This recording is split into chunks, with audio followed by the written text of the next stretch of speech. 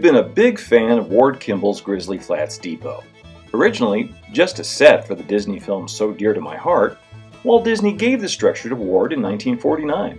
Then Ward and his wife Betty set about rebuilding it into a more permanent structure for their backyard railroad.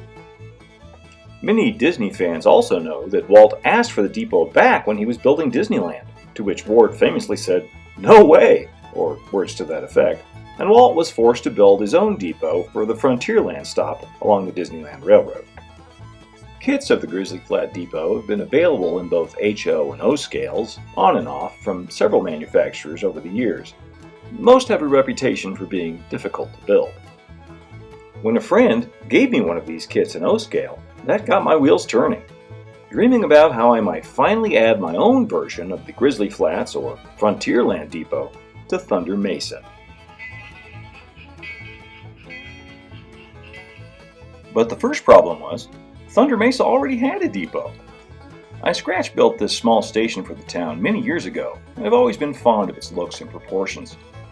My solution was to relocate the structure to the new town of Rainbow Ridge, where its small size would fit in well with the quaint buildings there.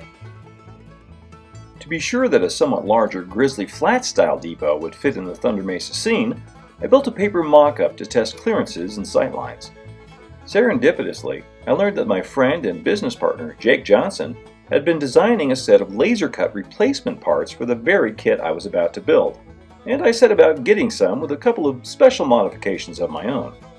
This made construction easier and allowed me to build a depot that was a hybrid of Grizzly Flats and Frontierland with details common to both.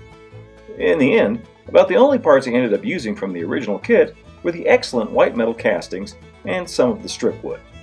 I built a platform base from 1/4 inch thick MDF and coffee stir sticks, making sure that it would fit in its trackside location. Since the depot would sit close to the layout's edge, I began planning for a detailed interior that would be visible through the windows. I added interior walls made from illustration board, oak-finished basswood floorboards, signs, railroad posters, and lots of detail castings from Wiseman and Berkshire Valley. The interior contains a ton of hidden Disney Easter eggs, and here's a look at some of the posters and photos that hang inside. I engineered the roof and ceiling to be easily removable, so I could have access to the interior details and add lighting as the build progressed.